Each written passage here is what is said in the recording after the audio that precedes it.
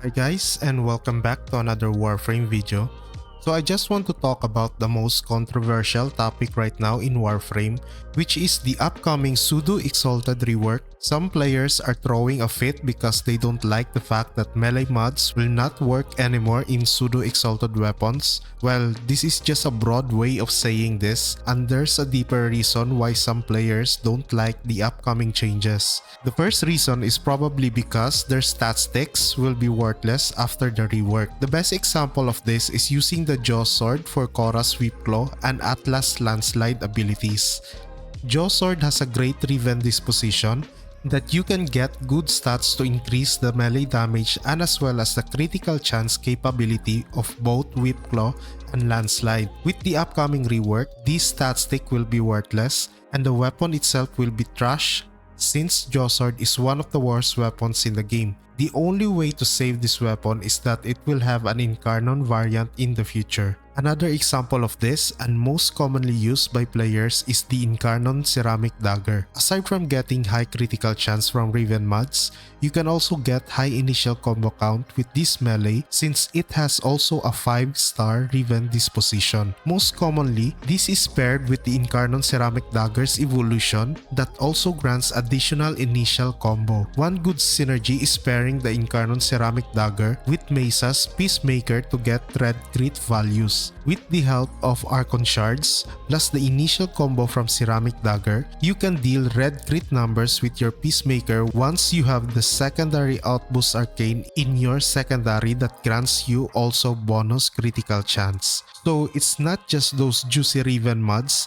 but also other weapons, Incarnon evolution bonuses, and as well as Incarnon transformation bonuses that will get yeeted once the Pseudo-Exalted weapon rework drops. Honestly, I have been using statistics for so long now and I can tell you that the damage you get from these are absolutely broken. It provides huge damage boosts and you can get crazy numbers with the buffs that it provides. The only downside is these types of stuff are unusable in missions such as the Viri Circuit or the Elite Deep Archimedia, which is one of the main reasons why DE decided to rework Pseudo-Exalted weapons. Based from Pablo's words, the rework will allow you to mod Pseudo-Exalted directly just like you do with an Exalted weapon. Honestly, there's a good side and a bad side to these upcoming changes. The worst is probably that it means RIP to those who have bought a statistic Riven mod that costs 1000 platinum or more just to buff the damage or bring quality of life to the Pseudo-Exalted weapons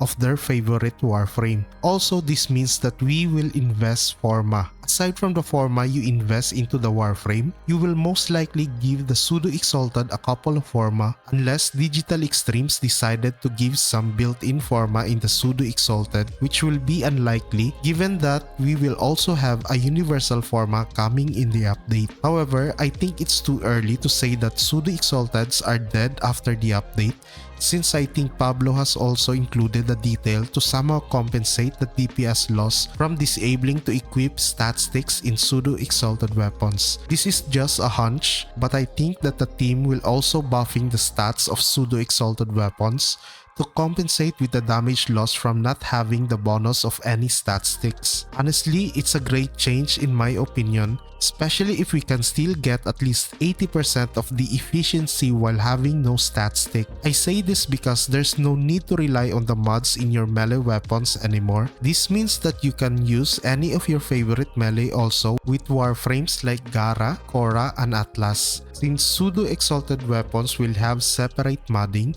you have another source of damage with your melee, and I can't wait to see what I can do with this with Atlas Landslide. Aside from this, Digital Extremes also mentioned that Pseudo-Exalted and as well as Exalted weapons can now equip Arcanes after the rework. This is a massive buff, especially towards Exalted weapons. If you are uncertain how big the scale of this buff, then let me give you a couple of examples. Although secondary Outburst Streak will be out of the picture, Mesa's Peacemaker can go insane now with the Arcane slot, as you can equip it now with Arcanes like Cascadia Flare, which gives you 480% bonus damage. Also, I am very excited of the combination of secondary Enervate, and I'll be farming this Arcane specially for this is Mesa Synergy. The bonus of Cascade of Flare is big, but secondary enervate will be mad, especially that Peacemaker can be modded with insane fire rate, and you can keep it active for as long as you have energy in your Warframe. By the way, I am currently farming this arcane now on Warframe 1999 bounties,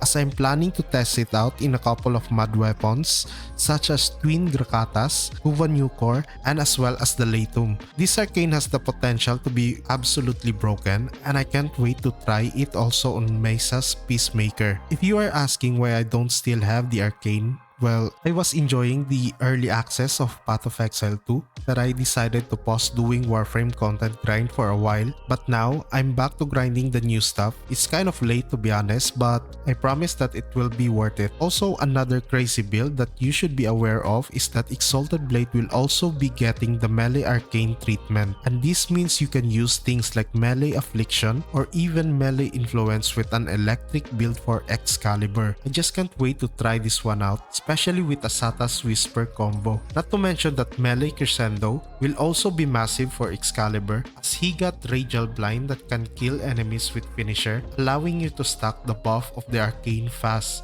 And yes, Baruch's Desert Wind will also be getting the same treatment, so expect another updated broken build for this Warframe really soon. I really think that the buffs to both Pseudo and Exalted weapons outweighs the nerfed stat sticks. Riven mods for Jaw Sword, Incarnon Ceramic Dagger, and other stat stick will definitely be close to useless, but I'm still looking forward to the benefits that this new rework brings to the game. It creates a whole new level of power to the Warframes that are affected by this rework, and it's more convenient and accessible to gain this power, as it doesn't rely on getting expensive Riven mods just to boost the power of your Warframe weapons. So that's all about it. I hope that this video shed some light regarding this issue. If you want to add something, then feel free to write it down in the comment section below and let us discuss this further.